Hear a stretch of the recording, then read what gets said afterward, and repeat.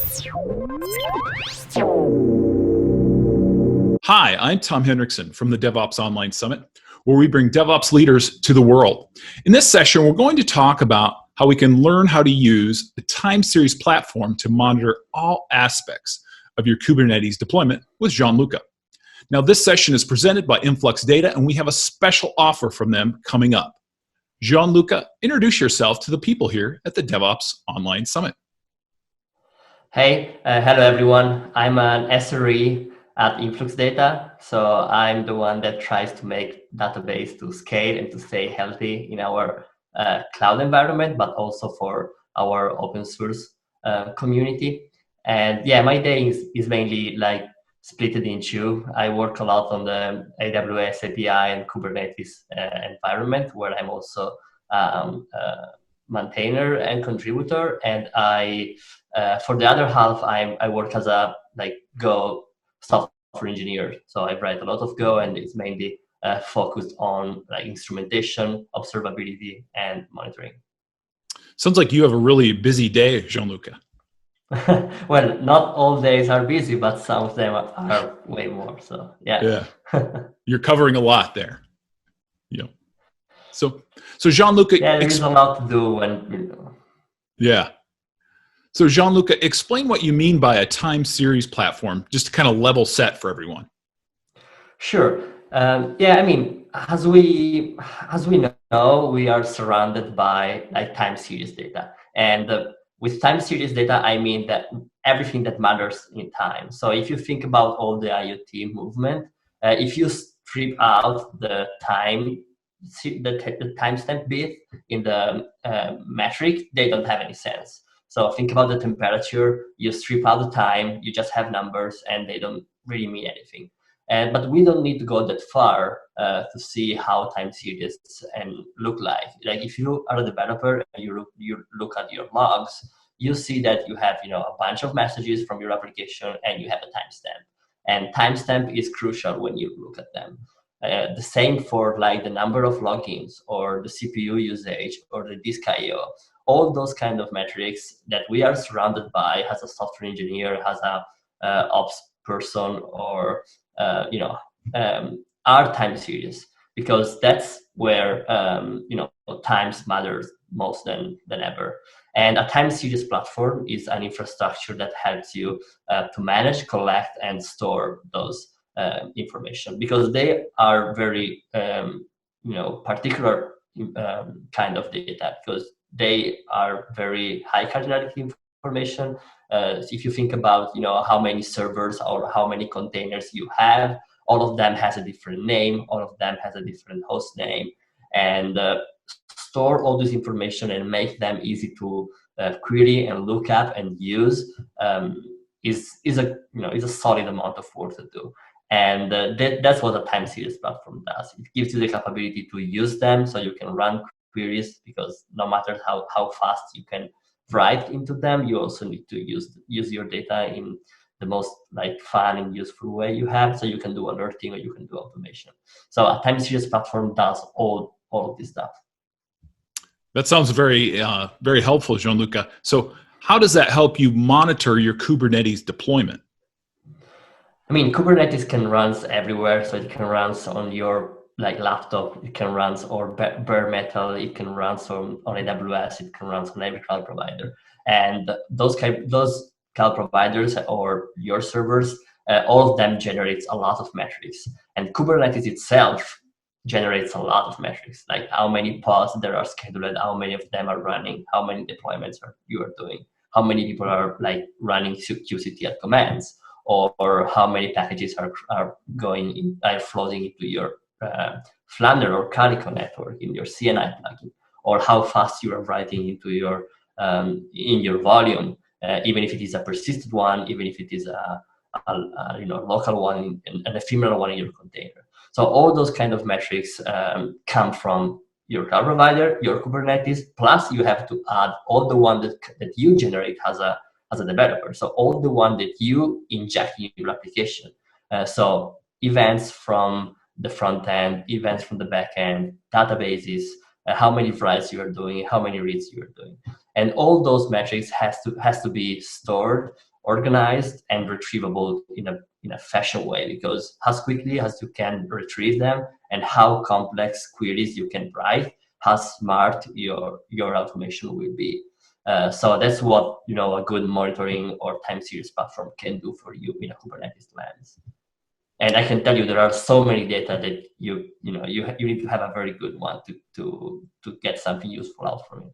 Yeah, I can imagine, Gianluca, as you talk about all those metrics, if you don't have them well organized, I'm guessing it can be very confusing quickly.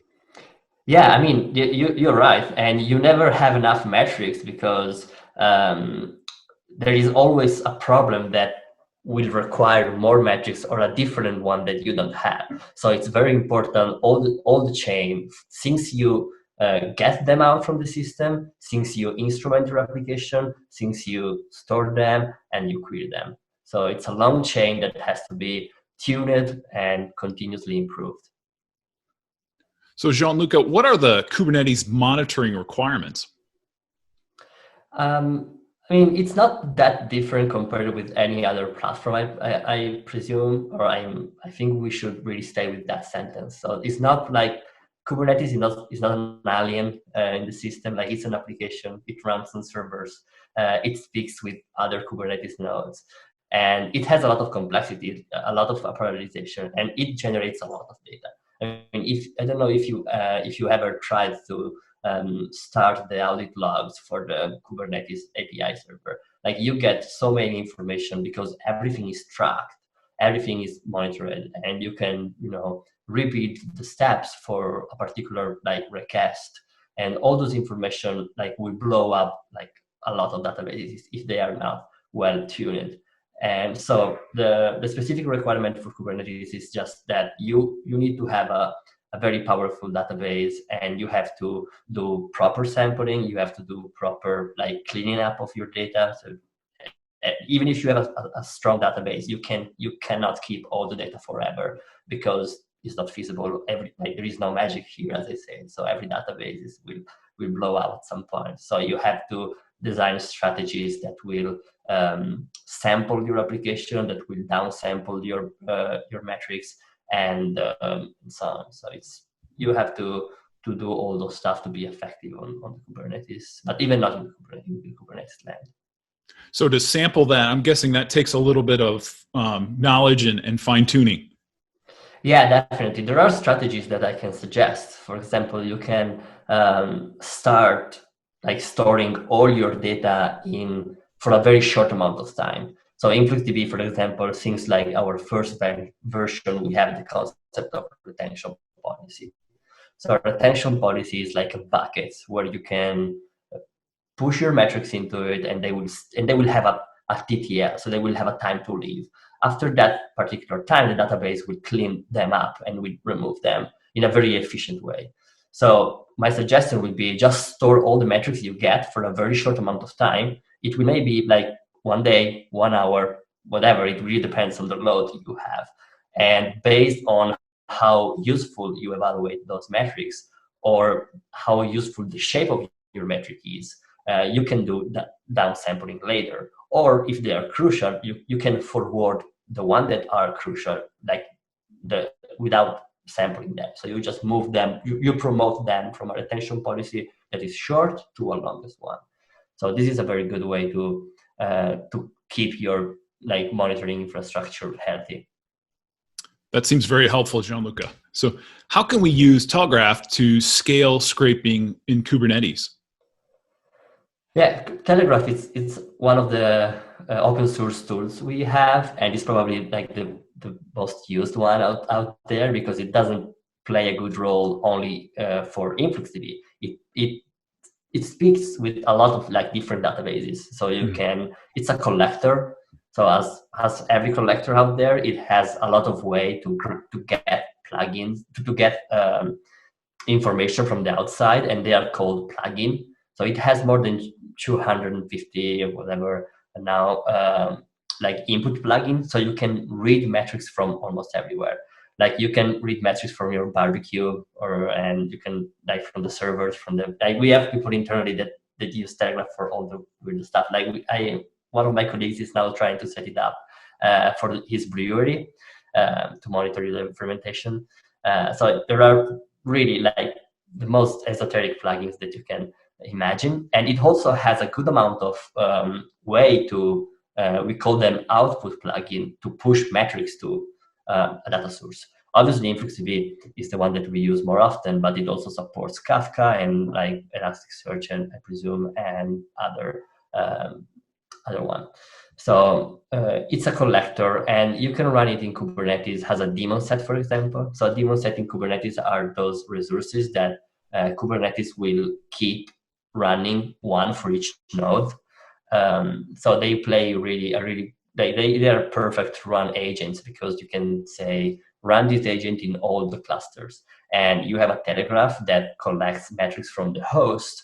But if you well configure your Telegraf and your Kubernetes installation, you can also reach Telegraf from inside your pod, so you can push metrics.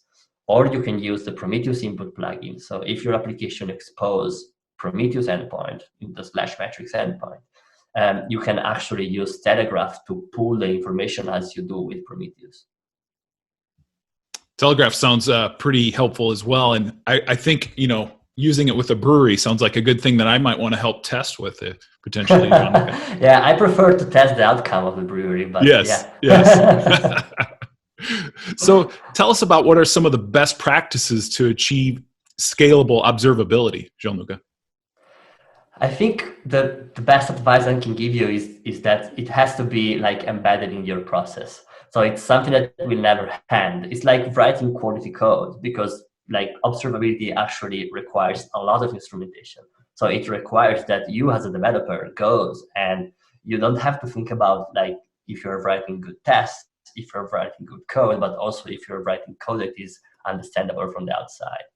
So if you look up like observability in Wikipedia, you will see that it's a way you can measure what happens inside your application from the outside. So you have to expose the internal state in some way, and the way you expose it can be like very effective or not. So you have to during the code review, for example, or during the design of your like data model or your application, you have to stay focused on how you instrument your application, and if it's still variable for your for the workload you have, and so on. So it's really a continuously like updating process that you have to keep running. It never ends, but it has to get better and better as more information you need. And what it's like very important also is to have a good like query language, and how we say a good time series platform that is healthy and that will serve all your needs. Because all the as I said at the beginning, like all the information you get and you store has to be like usable and readable. And if you don't keep all the tool chain healthy, you will find yourself in a position where you will may be able to like push a lot of metrics into it, but you won't be able to effectively query them or use them. So it's a learning process, and observability really helps you to learn along the way how your system works. Yeah, that's an important thing to understand. So Gianluca, you've shared a lot with us today. Do you have any closing thoughts?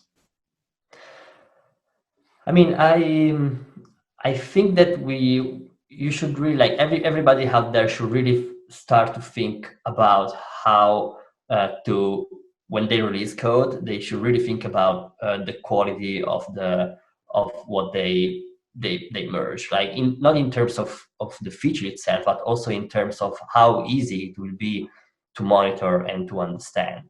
Because we ship so many code, and our infrastructure is so dynamic with all the containers and all the pods that it is continuously changing. So that's the biggest difference that we have compared with a more traditional environment where everything is a little bit more static.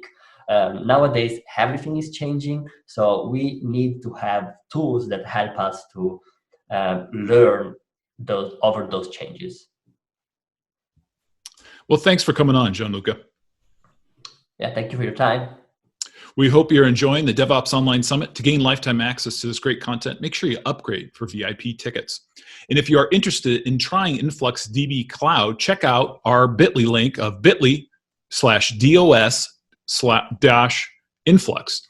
And I'll also have that linked up in the show notes so you can try that out. On behalf of Gianluca, I am Tom Henriksen for the DevOps Online Summit.